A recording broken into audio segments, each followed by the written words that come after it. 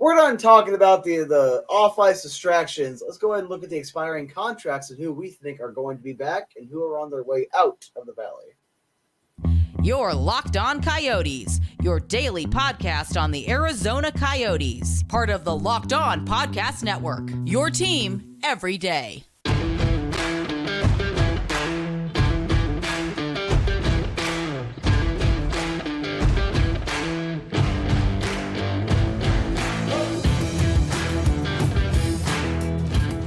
Welcome, everyone, to this bonus episode of Locked On Coyotes, number one daily podcast on the Arizona Coyotes as part of the Locked On Podcast Network, your team every day. I'm Robyn Leonia. That's Matthew Jacobson.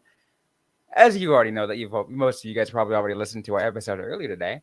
If you did, thanks for tuning back in. We really appreciate you. Just be sure to subscribe also if you've yet to. We're available everywhere you get your podcast. But so we finished talking about the distractions. Let's get to contracts, because the Coyotes are in a unique situation, Matt, that they got a lot of expiring contracts. Yeah, we got plenty of expiring contracts, and we are using cap friendly just to go ahead and cite our sources. I'm just going down the list, starting with current Coyotes all the way down to the Tucson Roadrunners. So without further ado, let's go ahead and jump right into the first name, and that is winger, 26 years old, RFA, but I do believe he has arbitration rights, Christian Fischer. Yeah, that is a bit of a terrifying one, especially because arbitration eligible. Christian Fischer has a lot of leverage here. I mean, maybe not, because the arbitration room can really change things. I had this conversation with Carl last year when Lawson Krause was getting ready to go to arbitration. You don't want, especially this year, you don't want this to go to arbitration. If Christian Fischer is already questioning how things are, you let that go to the arbitration room, your relationship with them is damaged forever.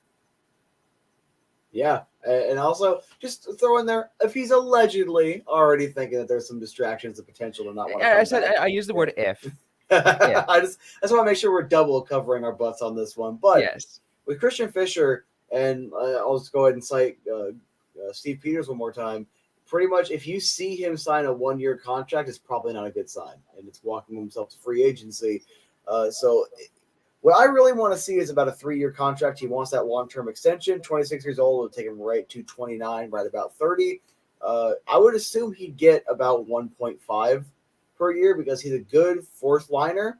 Every now and again, he could play that bottom six, third line role, but he's preferable as a fourth liner. He actually sets it up with goals, having 13 this most recent season. I'll have to double check some stats, but he's coming off a better year than he's had in the last couple of years, and he's going to have a little bit of leverage. I do think he's up for a bit of a pay raise. I believe he was making 1.25 last year. So I think at 1.5, maybe 1.75, I don't want to get too high on it, but 3-year deal should be more than enough, and I think I should keep Christian Fischer around. Yeah, which makes sense. Which is why you want, you want to be able to make a negotiation before it reaches the arbitration room. And I'm going to actually quote Carl on this one. If it gets to the arbitration room, imagine, the Christian Fischer being told by Bill Armstrong, whoever it is, so this is why you deserve to make less money. Mm-hmm. It's an ugly process. Yeah, I hate it. I hate it so much.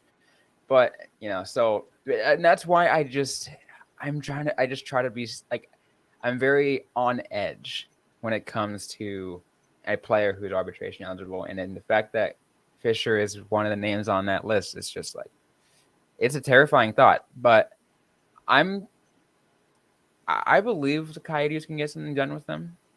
Because I think that, and I'm pretty sure that they believe it too, that Fischer is part of the, the team moving forward. I really think that they believe that he's really I wouldn't necessarily core, but he's core support. Yeah, I think they mentioned him in the core, but I have a feeling it'll go down to the wire. Lawson Krause was literally about to go to arbitration. I think it was They were in the 5 arbitration hours. room. They were in the arbitration room, but like the arbitration was about to start like within the next couple minutes, and they're like, "Hey, how about this deal? You got it." Because people that don't know, just one last time, arbitration. It's literally your employer telling you why you deserve less, and you telling your employer why you think you deserve more. It leaves everyone feeling icky. No one feels happy leaving arbitration. So I have a feeling it'll get done pretty similar fashion to Lawson Krause. But we've talked enough about Fisher. I think he comes back. It's going to be at least a 1-year deal, but I'd prefer that 3-year contract, give him some stability. Heck, you might even want to give him a 5-year contract if you keep the cap hit reasonable, because you need to have those bottom sixers locked up for you, and he's a good guy in the locker room. But let's move on to someone who is not even like reasonably considered for the Calder like he should have been considered, and that is Matias Maccelli, 22-year-old winger. I think you have to do your long-term deal here. I think it has to be at least a 6-year deal. Like, you got to get him locked up as part of this core. What do you think we're going to see out of this extension? Because he has no arbitration rights. He's probably going to sign whatever you give him, even if it's like a smaller contract. Yeah. It's the Coyotes are lucky in this case that you have a potential future, like a future core, like this guy that's going to be a part of this team as an RFA. Mm-hmm. They still have to play it smart. They don't want to, give him less than what he deserves, because then that will, or less term. I think those are two important things right there, because that will probably lower his confidence. He will end up wanting to leave later on. Maybe let's say right before no trade clause comes into effect, depending on that goes, if that's part of the deal. You want to be able to make him he's one of the players. You want to make sure he's happy, because I believe that a lot of this team's future is gonna be huge on him. Yeah, he's absolutely stolen a roster spot. He's not going anywhere. At the very least, from a hockey perspective, you can't let him go anywhere. I will definitely give my take of what I think the contract's going to be. But first, we do have to pay the bills. So, Robyn, take it away with eBay Motors. Absolutely. Today's episode is brought to you by eBay Motors. But you can get the ad read up here. For a championship team, it's all about making sure every player is a perfect fit. It's the same when it comes to your vehicle. Every part needs to fit just right. So the next time you need parts and accessories, head to eBay Motors. With eBay Guaranteed Fit, you can be sure every part you need fits right the first time around. Just add your ride to my garage and look for the green check to know that your part will fit or your money back. Because just like in sports, confidence is the name of the game. When you shop on eBay Motors, and with over 122 million parts to choose from, you'll be back in the game in no time. After all, it's easy to bring home the win when the right parts are guaranteed. Get the right parts, the right fit, and the right prices on ebaymotors.com. Now let's ride. eBay Guaranteed Fit, only available to U.S. customers. Eligible items only. Exclusions apply. So let's go ahead and continue down this list. I think we have to, right? We said, Maccelli is part of the. I had to go ahead and give my predictions on the Maccelli contracts. I'm of two minds. Go for it. So yeah, go for it. It's either going to be a 2-year bridge or it's going to be a 6+ year long-term extension. With how good he was and how we know that shot is an NHL level shot, and the more he uses it, he's probably going to end up somewhere around a 20 goal scorer throughout his career. I think on my old podcast, Desert Moon, I think I said give him like a 6-year contract, pay him like $6 million. I want to get ahead of it. I want to, because if you can potentially lower the cap hit from what he would make if let's say he goes through a bridge and he increases his value exponentially, and you go from a guy you could have got for like 6.5 to a guy that you were paying 8.5. If you can do that, you take the risk up front for this kid. I'm like, you got to give him like a 6x6. Like, you gotta give him that money and that guarantee. But we've already seen, and I know that Hayton didn't have as good of a year as Maccelli did. Bill Armstrong is not exactly the biggest fan of just YOLOing it. It's probably going to be about a $2 by $2.5 million contract where he gets a substantial raise, but it's for a short period of time, betting on himself, which makes me a little uneasy. But I think it's either going to be that long extension or you're getting a bridge deal. Yeah. Bill Armstrong is no John Chayka. That's for sure. He doesn't gamble like that. I mean, John Chayka, some of John Chayka's contracts were fantastic.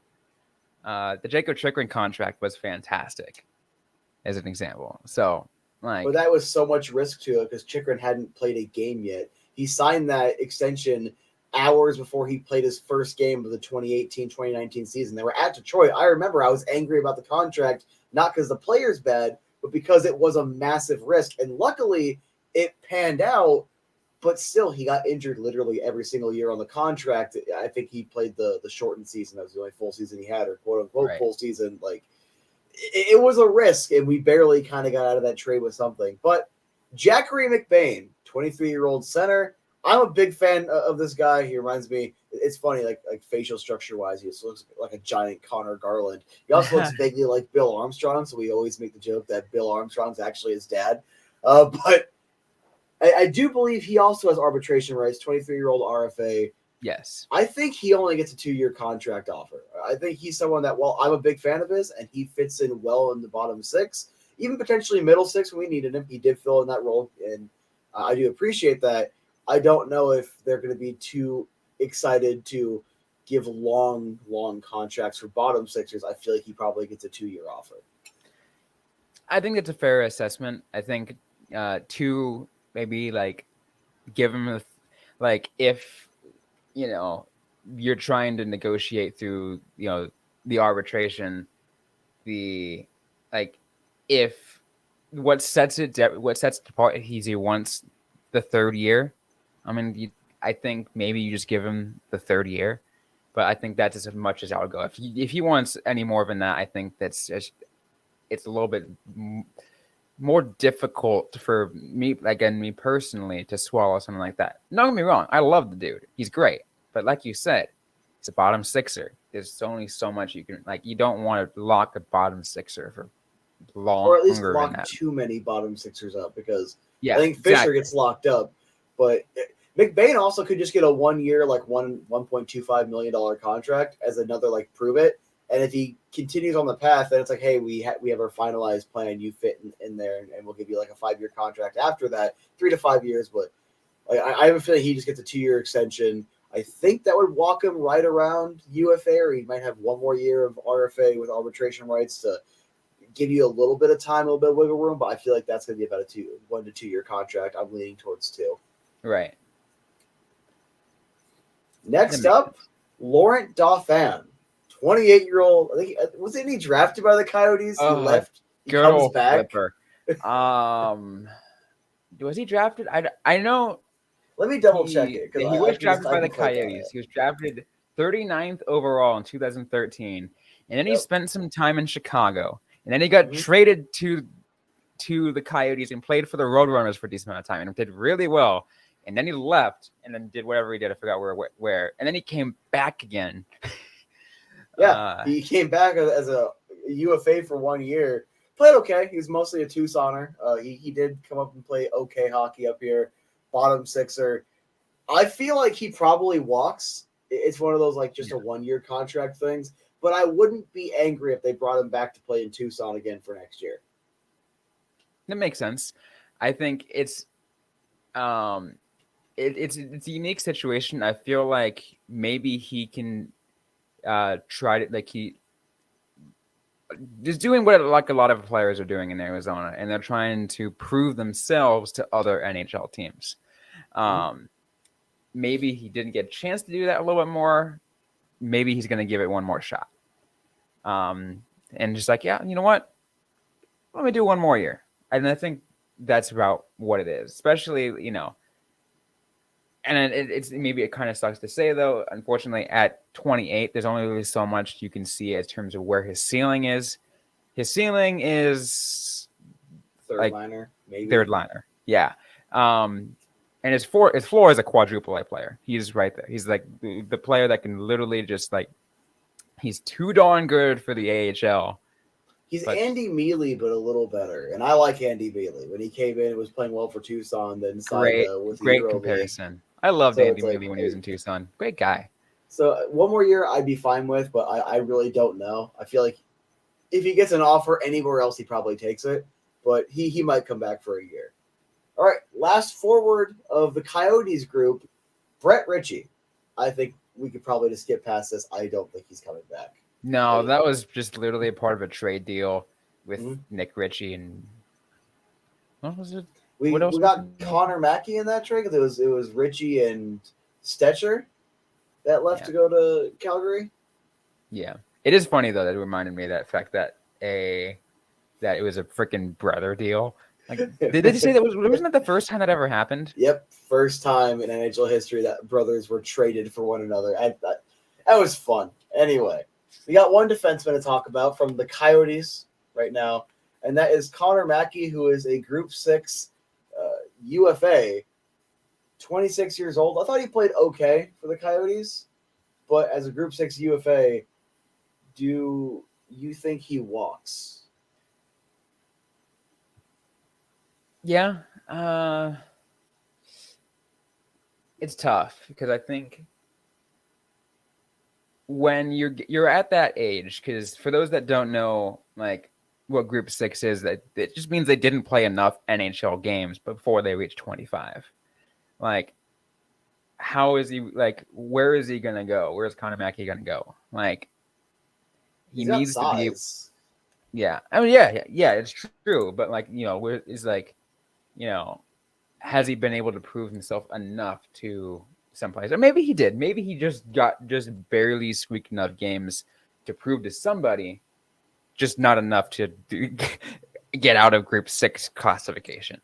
Well, like 39 total games, 4 goals, 7 assists, 11 points. Not a bad player, very limited sample size. I feel like as a UFA, he'll get offers. I don't know how attracted he'll be to the offers, but he's got size. He'll get some low end. I think some low end offers, some like just pretty like easy deals, 1-2 year, like like one maybe a 2-year deal with some teams. He'll get something. But I could see him just listen to offers from other teams, see what happens. Yeah, so I think it's safe to say he might not come back, but it would be nice if he did on like a 1-year deal and just kind of see how it goes for a full season in Arizona. But let's go ahead and move on to the goaltenders.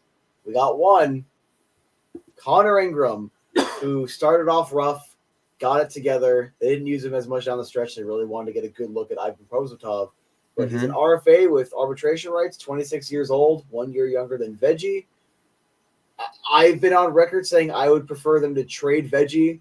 You extend Ingram and have Ingram and Prosy be your tandem moving forward for the next couple of years. It gives you some time to kind of see really what you got in Prosvetov and what you might want to have for your goaltending, even though Karel Vejmelka was listed as specifically named by Bill Armstrong as being part of the core. Do you think Ingram signs anything more than a year, though? I don't know. I can't see any more of in a year. Like, I feel like, he's kind of got other plans. I mean, look, he had a pretty decent time when he was, what was he with Nashville, right? Like, I think he did. He was the goaltender we came back against in the last game in Glendale. It was like we were down 4-0 and finished 5-4 or whatever the score of that one was. So I will always bring it up anytime I can. I mean, he was holding down the fort. Like, I mean, that's like he did serviceable for the Nashville team when he was with them, for a Nashville team that lost Yusei Saros. So, like, he will like he can either go through that. Yeah, I mean, it is arbitration eligible RFA. So the Coyotes give him a contract, or send him an offer. They retain his rights, and then it goes through all the deal like that. While that's going on, there still could potentially be offers to be made if someone puts a deal on the table. It's like, that gives the Coyotes a decent amount. Like, I mean, at this point, when you're a team like the Coyotes, you just can't say no to some stuff. Yeah, especially if, let's say, he's leaning towards not coming back anyway. But I think you probably get him on like a 1 by 1.25, or maybe you give him a slightly higher pay raise. But it's like you get the 1 year deal done. it buys you time to trade him at the deadline, or if someone offers you a couple draft picks, you take that at the draft table, and there you go. I'm with you. I'm a huge fan of prove it deals. Like prove it deals to me, I think to a lot of players, I think makes sense, especially in this situation where Arizona's in. So that makes sense, and especially like you said, it kind of buys Arizona time of how they want to exactly plan the goaltending situation, whether it's involving Ingram and Prosvetov or Malkin Prosvetov, who any element that includes Prosvetov. Yeah, because we really can't afford to just let him go without seeing him at least for a full season in the NHL.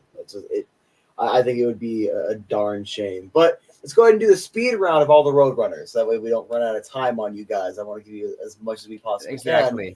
Yannick, 22-year-old center, RFA. You probably give him another 1-year deal. Yeah, qualify him. Yeah. So maybe 1 year, see what happens. He's good in Tucson. Yeah. A lot of struggles at the NHL level. Some good stretches, some not so good stretches. What's it going to hurt to keep him in the system for another year? Ryan McGregor, qualifying offer, but at the minimum, maybe. Do you though? I feel like he's one of the replaceable guys, and with a couple of kids coming up in the system, maybe he's one of the roster spots that you move on from.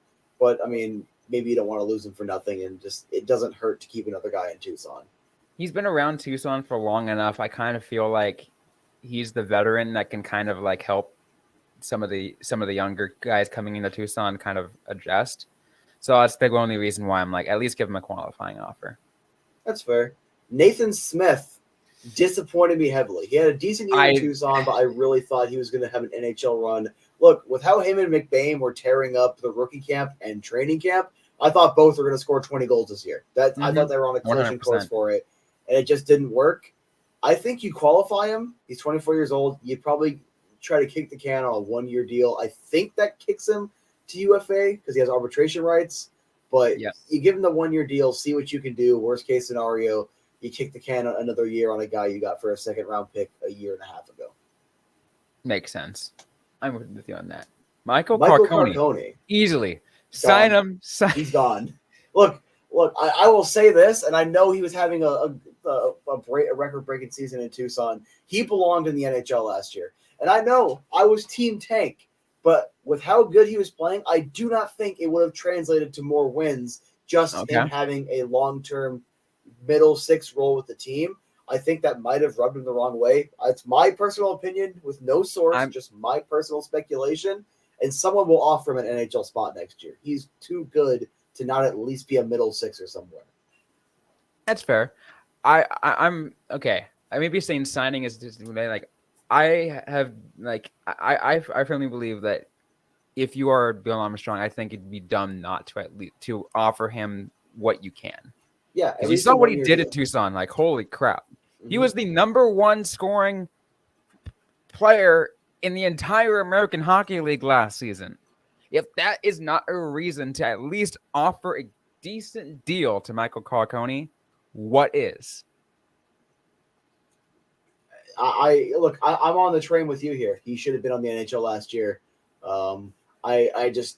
They need to get a deal done because I think he can be invaluable to helping the kids develop next year in the NHL, not in the AHL, in the NHL.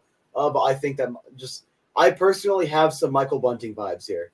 And while Bunting had a better stretch with the Coyotes than Carcone did, Carcone had a better stretch with the Roadrunners. I have similar feelings. I think he's probably gone. Last forward, Boko Omama. I feel like you can get him back on a 1-year deal. I don't really know if he did enough to make another team want to steal him, but he's good in Tucson. He's good for the locker room. Yeah, I think Boko is the kind of he's the that indefinite AHL player that it's under contract for NHL team, but you just keep there. Just for the sole reason of protecting your guys in the minor league level, because you know the kind of player Boko is. He's a physical guy who not afraid to get in the face of whoever rubs any of his teammates the wrong way. You want that player. I don't think there is really many other players. I mean, Jan Unique is a power forward, so like, he's a physical guy, but he's not the grinder guy like Boko is. So you kind of need someone like that. Yeah, and I think keep him for another year. I think you can get it done. All right, defenseman. I'll go ahead and use Comfer first. I think he's probably gone. That was just a rental to help with this playoff run. Yeah, He played fine, but I don't know if he's going to really care to want to come back. If he does, great. We can use the veteran presence, but I think he's probably gone. Cameron Crotty, 24-year-old RFA, I do believe with arbitration rights. Mm-hmm. I don't know how I feel about this guy. I got a signed puck from him. I got it on St. Patty's Day, whatever, for the mystery pucks. But he is such an, in my opinion, decent AHL defenseman that I'm not sure if you just sign him one more year just so you can keep him in the system to help out with Tucson. From what I can tell, he moved the puck around pretty decently, but he was mostly your defensive guy that was able to throw some good body checking around from the limited capacity that I was watching him. But I don't really know what my opinion is on him and whether or not he stays. It's an interesting thing. I think there's a lot of cloud around that. Like, he's one of those players in which, and I'll be honest, like, he kind of just flew under the radar for me. I just kind of, to me, he didn't. I don't think he was even just there. I would honestly forgot about him more times than not. And that's not really a good sign. I mean, he's arbitration eligible, so like, I just can't imagine something like, if the Coyotes want to qualify him at the very least, just keep him in the AHL. Sure, that's fine. You can easily do that because that's cheap, and I just can't imagine him fighting that because I think like, what is he going to say? He's like, oh, I deserve to get, 900,000 to $1 million rather than like, 850,000. Like, I just can't see him asking for a lot or asking for much term. Like, it's just based off the way I just can't see much. He's just kind of a decent guy that I think that it could help to keep him around, or it's fine. You could probably replace him. I think that's kind of my opinion. But it doesn't hurt to qualify him, so just qualify him. Yeah, go ahead and qualify him. All right, we got two left. Let's do it very quickly. Ivan Prosvetov, 24-year-old with RFA rights. Sign him. I think it's probably going to be a one-year deal, 1.25 or whatever. Like, you give him a decent little pay raise, give him a little more responsibility.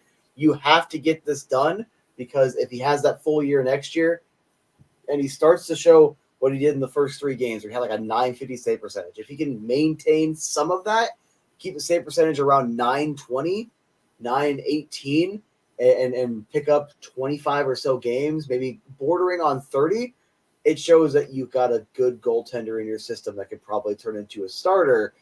I think it's worth it to try to keep him around. And if he doesn't reach what you'd like him to, and he's like at an 890 save percentage or whatever at the end of a 20-game run, then I think that walks him around free agency, and it's like, okay, we at least gave him the shot. We at least know what we had before we move on from him. 100%. I've always been like hesitant with Prosvetov in just the sense that, I want him to get the most development he can before we finally introduce him as the next guy. But I think maybe spending some time as a 1B could definitely, with the Coyotes is definitely enough, because he's not this. You don't have to throw him against, the top teams in the league. You can kind of just like, all right, well, we'll get you some reps. We'll keep getting you in, see how you can do against some of the best players in the world, rather than stuck in Tucson where, we'd like to, have you there so the Coyotes for the Roadrunners can win, but the focus is on your own development, not just the Roadrunners winning. Yep. And then David Tendek, 23-year-old RFA. I have no opinions on that guy. Keep him around for qualify him because like your goaltender duo at that point next year, if what we said is going to be the case with Prosvetov, then your goaltender duo in Tucson is going to be Tendek and Thornton. Maybe even Thornton doesn't make it to the Roadrunners. Maybe he's stuck in who is there? ECHL affiliate right now? Atlanta. No, they apparently that was a 1-year deal that just ended. Oh, Apparently, I was reading like it's been a different, like lately it's been a different one every year. It was like Fort Wayne, and then it was freaking Rapid City. Yeah, it was and like then Rapid City, the Rush, like 2 years Norfolk, ago. So look, just keep Tendick around as a backup AHLer because you could probably bring in another veteran goalie to be your starting AHLer. I think Thornton probably does make that jump because, look, you gotta let the kid develop. And if a goalie is in the ECHL for too long, or in a lower league for too long, or playing in Europe for too long, it can mean that they're not ready and they're not going to get that proper development. Yeah. And obviously, ECHL that is where Prosy leagues. started though. Like he he had a year or. I think it was only 1 season, but I'll have to fact check that after the fact. But we are out of time, so Tendick, qualify. Robyn, take it away. Tell the people where to bother us. We're out of time on this episode of Locked On Coyotes. If you like what you heard, don't forget to leave a review, like, comment, subscribe if you have yet to already. We are available everywhere you get your podcast, including on YouTube and on the Sirius XM Radio app.